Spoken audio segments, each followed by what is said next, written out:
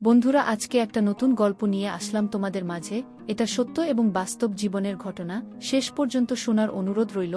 শুনলে তোমার মধু চলে আসবে। দেরি না করে চলো শুরু করা যাক। আমি বললাম, কাকা, আমি তো আপনার এখানে পড়তে এসেছি। আপনি আমার সাথে এসব কি করছেন? এসব একদম বাজে কাজ, একদম খারাপ লোকের কাজ। আমি তো আপনাকে অনেক ভালো মনে করতাম, আপনাকে বাবার মতো মূল্যায়ন করতাম, আর আপনি আমার সাথে এসব করতে চাচ্ছেন? এসব কিছু ভাবতে আমার ঘৃণা লাগে। কাকা কাকা, আপনি এতটা নীচ আমি কখনো কল্পনাও করতে পারি নাই। আমার কথাগুলো শুনে কাকা বলল, তাসনিয়া, আমি তোমাকে অনেক ভালোবাসি। তুমি আমার বড় ভাইয়ের মেয়ে বলেই আমি তোমাকে কিছু বলতে পারিনি। আমি যে তোমাকে কতটা ভালোবাসি তা তোমাকে বোঝাতে পারি না। তাসনিয়া, সত্যিকার অর্থে আমি তোমার জন্য পাগল। তোমার এই রূপ, তোমার এই সৌন্দর্য, তোমার এই চেহারা আমাকে পাগল করে তুলেছে। প্লিজ তাসনিয়া, আমি যা করছি আমাকে তা তুমি করতে দাও। আমাকে বাধা দিও না। আজকে যদি আমার কাজে তুমি বাধা দাও, তাহলে আজকে আমি মরে যাব। প্লিজ তাসনিয়া, দয়া করে আজকে তুমি আমাকে বাধা দিও না। আমি বললাম, কাকা, আপনার যা মন চায় আপনি তা করেন। যা হয়েছে, যতটুকু হয়েছে তাই যথেষ্ট, আর না।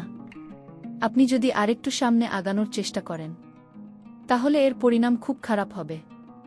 আমি আমার কাকাকে এত কাকুতি মিনতি করার পরেও কাকা আমার ইচ্ছার বিরুদ্ধে, খালি বাসায় একা পেয়ে আমার সাথে যা করল, তা শুনলে বন্ধুরা তোমাদের মাথা গরম হয়ে যাবে।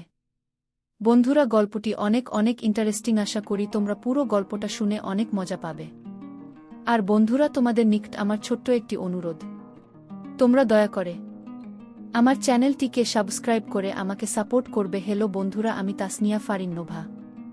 বর্তমানে আমার বয়স 25। বর্তমানে আমি একটি বিশ্ববিদ্যালয়ের পড়াশোনা করছি। আজকে আমি তোমাদের মধ্যে যে গল্পটি বলবো, তখন আমার বয়স ছিল 14 কিংবা 15 বছর। আমি দেখতে খুবই সুন্দরী ছিলাম। ছোটবেলা থেকেই খুব পাখনা পাখনা কথা বলতাম, তাই আমাদের বাড়ির সবাই আমাকে নিয়ে হাসাহাসি করত। বয়সের তুলনায় আমি একটু বেশি বাড়ন্ত ছিলাম। খুব কম বয়সেই আমার সব ফুটে উঠেছিল। যাই হোক বন্ধুরা, আমি নিম্নবিত্ত পরিবারের একজন মেয়ে ছিলাম। আমার বাবা একজন কৃষক ছিলেন, আমার মা একজন গৃহিণী ছিলেন।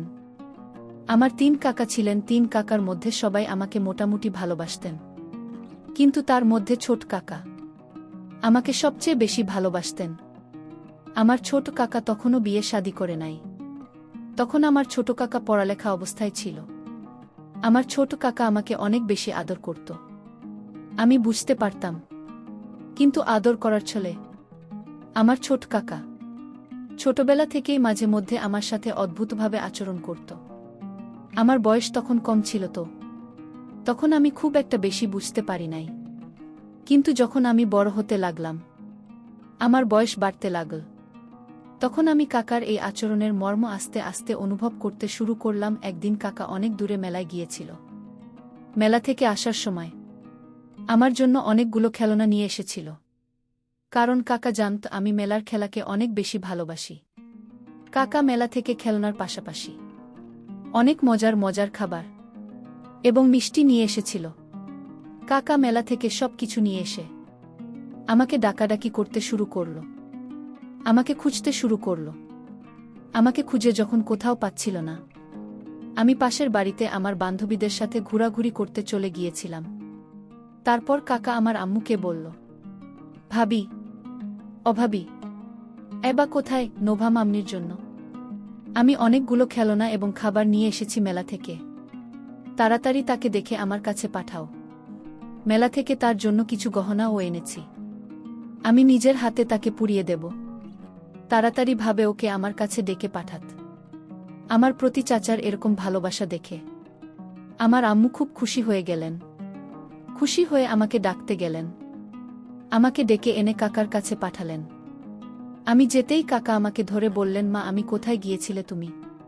তোমার জন্য আমি কতক্ষণ ধরে অপেক্ষা করছি। আমি চাচার কাছ থেকে আমার নিজেকে ছাড়ানোর জন্য অনেক কৌশল করছিলাম, কারণ কাকার ধরার মুখটাই ছিল অন্যরকম। কিছুক্ষণ পর আমি কাকার কাছ থেকে নিজেকে ছাড়িয়ে নিলাম। তারপর কাকা আমাকে গহনা, খেলনা এবং খাবারের পুষ্টিগুণও দেখিয়ে বলল, মানভা, এসব তোমার জন্য। আমি এই সমস্ত কিছু দেখে কাকার কিছুক্ষণ পূর্বের আচরণ আমি তাৎক্ষণিক ভুলে গেলাম। কাকা আমাকে একটি একটি করে সব কিছু দেখাতে শুরু করল, গহনা, খাবার এবং খেলনা। আমি দেখে খুব খুশি হয়ে কাকাকে বললাম, কাকা, তুমি আমাকে অনেক ভালোবাস, তাই না? যে কারণে তুমি এগুলো এনেছ।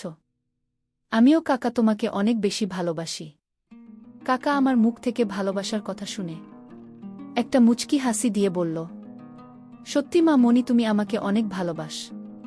ঠিক আছে মামনি, তুমি যদি আমাকে ভালোবাসো তাহলে তোমাকে একটা পরীক্ষা দিতে হবে। দেখি তুমি আমাকে কতটুকু ভালোবাসো।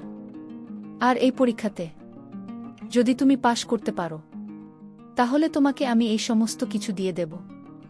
আমি বললাম, কাকা, আমি তোমাকে ভালোবাসি, তুমি আমার বাবার আপন ভাই। আমি তোমাকে কাকার মতো করেই ভালোবাসি।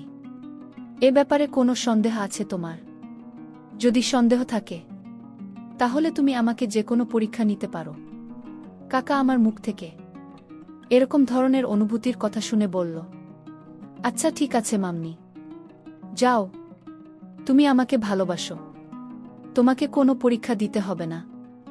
তবে তোমাকে প্রতিদিন একটা কাজ করতে হবে। যদি তুমি এই কাজটা করতে পারো তাহলে তোমাকে আরও বেশি মজা দিব। তুমি যা চাও তাই দিব।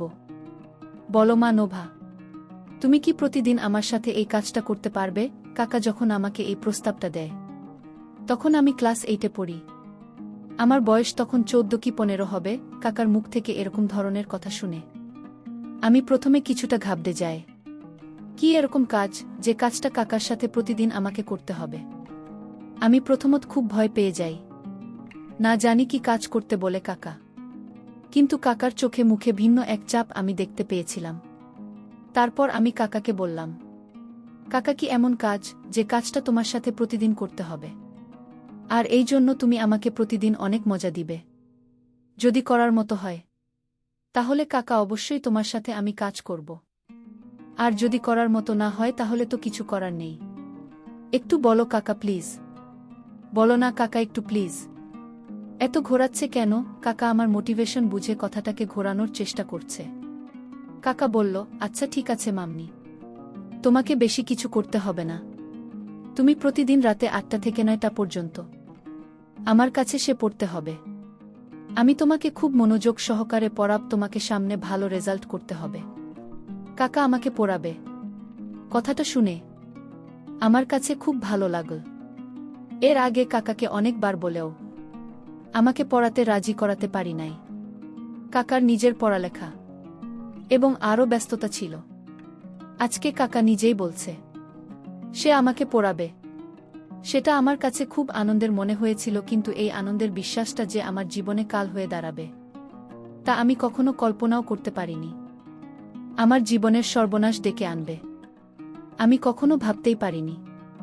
আমি বললাম, আচ্ছা ঠিক আছে কাকা, আমি কাল থেকে প্রতিদিন রাত্রে 8টা থেকে 9টা পর্যন্ত তোমার কাছে পড়তে আসব। এই বলে আমি কাকার কাছ থেকে খেলনা সামগ্রী, গহনা এবং মিষ্টি নিয়ে চলে আসলাম। এসে আমার আম্মুকে বললাম, আম্মু, কাল থেকে কাকা আমাকে রাত্রে 8টা থেকে 9টা পর্যন্ত পড়াবে। কাকা আমাকে পড়াবে শুনে আমি খুব খুশি হল।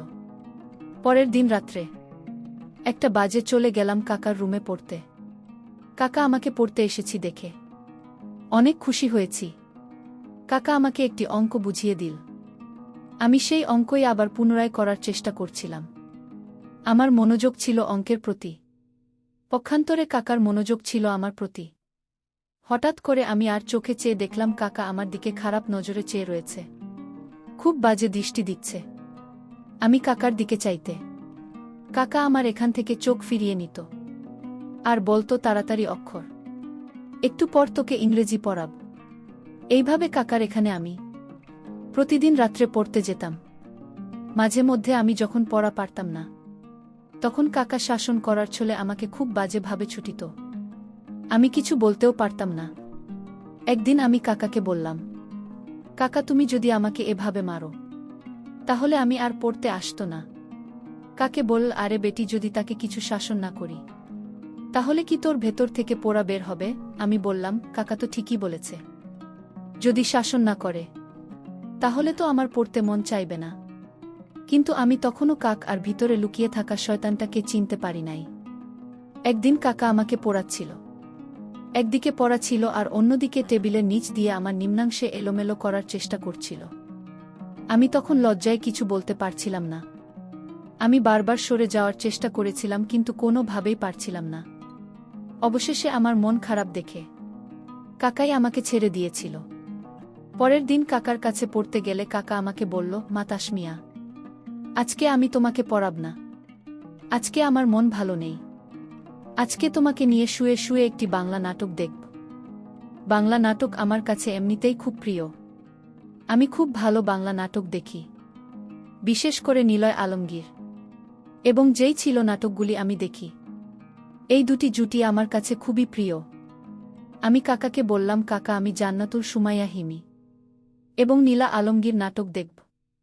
কাকে বলল, আচ্ছা ঠিক আছে, তাহলে আমি আমার মোবাইলে হইনি এবং নিলয় আলমগীর নাটক বের করছি। এই বলে কাকা হেডফোন লাগিয়ে আমার কানে একটি আর কাকার কানে একটি দিয়ে হিমি এবং নীলা আলমগীর নাটক ছাড়ল। আমি তো মনের সুখে নাটক দেখতে শুরু করলাম, কিন্তু এর ভিতরে যে কাকার মূল শয়তানি রহস্য লুকিয়েছিল তা আমি কখনো বুঝে উঠতে পারিনি। হিমি এবং নীলা আলমগীর নাটকের শেষে আরও একটি অদ্ভুত ধরনের ভিডিও কাকার মোবাইলে অটোমেটিক চলতে শুরু করল। ভিডিওটি দেখে দেখে আমি বারবার কেঁপে উঠতে লাগলাম। জীবনের প্রথম এরকম দৃশ্য দেখে আর চোখ ফেরাতে পারলাম না। দুটি যুগলের এক অপরূপ দৃশ্য দেখার পর আমার কাছে নতুন কোনো কৌতূহল মনে হয়েছিল। বন্ধুরা জানেনই তো, তখন আমার বয়স ছিল মাত্র 14 কি 15 বছর।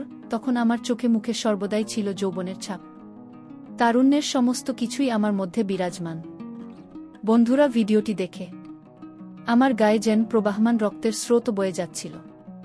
ভিডিওটি দেখে আমি আর নিজেকে কন্ট্রোল করতে পারলাম না। অটোমেটিক্যালি নিম্নাংশের অবস্থা খারাপ হতে শুরু হলো। আস্তে আস্তে ওই ভিডিওর প্রতি আরও বেশি আসক্ত হয়ে যাচ্ছিলাম। আমিও তখন কাকার সাথে খুব মনোযোগ সহকারে ভিডিওটি দেখতে শুরু করলাম। আমার তখন এমন অবস্থা হলো, কাকাকে তখন বন্ধুর মতোই মনে হলো। আমার কোনো হুঁশ জ্ঞানই ছিল না। আমি কি দেখতেছি, কার সাথে দেখতেছি, তার কোনো খেয়ালই নেই। ওই ভিডিওটি যেন আমাকে পরিপূর্ণ পাগল করে দিয়েছিল। ভিডিওটি দেখতে দেখতে হঠাৎ আমার কাছে মনে হলো কাকে যেন আমার সাথে কি রকম অদ্ভুত আচরণ করতে শুরু করল। ভিডিওটি দেখে আমার অবস্থা এতটাই খারাপ হয়ে গিয়েছিল যে কাকা যে আমার সাথে এরকম বাজে আচরণ করছে তাও আমার খেয়াল নেই। মানে আমি যেন একটা কাকতারুয়া হয়ে গেছি। কাকার যেমন চায়, যেভাবে মন চায় তার কাজ চালিয়ে যাচ্ছে, কিন্তু আমি কোনো বাধা দেওয়ার প্রয়োজনই মনে করেছিলাম না। ভিডিওটি আমাকে এতটুকুই আসক্ত বানিয়েছিল যে যেখানে আমার নিজের কাকা আমার সব কিছু লুটে নিয়ে যাচ্ছিল, তারপরও আমি থাকি কিছু বলার মতো অনুভূতি খুঁজে পেলাম না। কাকা আর আমি একাকিত্বে রুমের মধ্যে চলছে এক ভিন্ন রকম প্রতিযোগিতা। কাকা যখন পূর্ণ নিয়ন্ত্রণ আনতে যাবে তখন আমার হুঁশ ফিরে আসে। আমি চোখ মেলে চেয়ে দেখি কাকা আমার উপর অন্তিম তাণ্ডব শান্তি শুরু করতে চলেছে। আমি বললাম, কাকা, আমি তো আপনার এখানে পড়তে এসেছি, আপনি আমার সাথে এসব কি করছেন? এসব একদম বাজে কাজ, একদম খারাপ লোকের কাজ। আমি তো আপনাকে অনেক ভালো মনে করতাম, আপনাকে বাবার মতো মূল্যায়ন করতাম, আর আপনি আমার সাথে এসব করতে চাচ্ছেন? এসব কিছু ভাবতে আমার ঘৃণা লাগে। কাকা, কাকা, আপনি এতটা নিচে আমি কখনো কল্পনাও করতে পারি নাই। আমার কথাগুলো শুনে কাকা বলল, তাসনিয়া, আমি তোমাকে অনেক ভালোবাসি, তুমি আমার বড় ভাইয়ের মেয়ে বলে আমি তোমাকে কিছু বলতে পারিনি। আমি যে তোমাকে কতটা ভালোবাসি তা তোমাকে বোঝাতে পারি না তাসনিয়া। সত্যিকার অর্থে আমি তোমার জন্য পাগল। তোমার এই রূপ, তোমার এই সৌন্দর্য, তোমার এই চেহারা আমাকে পাগল করে তুলেছে। প্লিজ তাসনিয়া, আমি যা করছি আমাকে তো তুমি করতে দাও, আমাকে বাধা দিও না। আজকে যদি আমার কাজে তুমি বাধা দাও তাহলে আজকে আমি মরে যাব। প্লিজ তাসনিয়া, দয়া করে আজকে তুমি আমাকে বাধা দিও না। আমি বললাম, কাকা, আপনার যা মন চায় আপনি তা করেন। যা হয়েছে, যতটুকু হয়েছে তাই যথেষ্ট। আর না, আপনি যদি আরেকটু সামনে জাগানোর চেষ্টা করেন তাহলে এর পরিণাম খুব খারাপ হবে। আমি আমার কাকাকে এত কাকুতি মিনতি করার পরেও কাকা আমার ইচ্ছার বিরুদ্ধে খালি বাসায় একা পেয়ে আমার জীবনে প্রথম অভিষেক ঘটিয়েছিল। জীবনে প্রথম আমি এরকম পরিস্থিতিতে আমার হৃদয়ে রক্তক্ষরণ হয়েছিল। তারপর থেকে বন্ধুরা, আমি আমার কাকার ধারে কাছেও আমি যাইনি। এখন আমি বিশ্ববিদ্যালয়ের একজন ছাত্রী। চাইলে এর প্রতিবাদ করতে পারি, কিন্তু না, আমি তা করব। এতে আমার বাবা এবং চাচার মধ্যে বড় ধরনের ঝগড়া হতে পারে। তাই এর বিচার একজনের কাছে দিয়ে দিলাম। ভাবলাম কোনো না কোনো দিন হয়তো এর বিচার পাবে। পরিশেষে আমি তোমাদেরকে বলব, বন্ধুরা, সন্তানের পিতা মাতারা অবশ্য একেবারে ছোটবেলা থেকেই তাদের সন্তানদের প্রতি লক্ষ্য রাখা উচিত।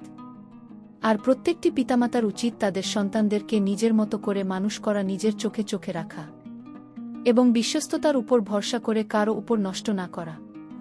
বন্ধুরা, গল্পটি তোমাদের কেমন লাগল অবশ্যই কমেন্ট করে জানাবেন। বন্ধুরা, আজকে এই পর্যন্তই, আবারও আসব তোমাদের মধ্যে নতুন কোনো গল্প নিয়ে। গল্পটি যদি তোমাদের ভালো লাগে তাহলে একটি লাইক দাও। প্রতিদিন আমি তোমাদেরকে এই রকম ইন্টারেস্টিং একটা করে নতুন গল্প উপহার দিব।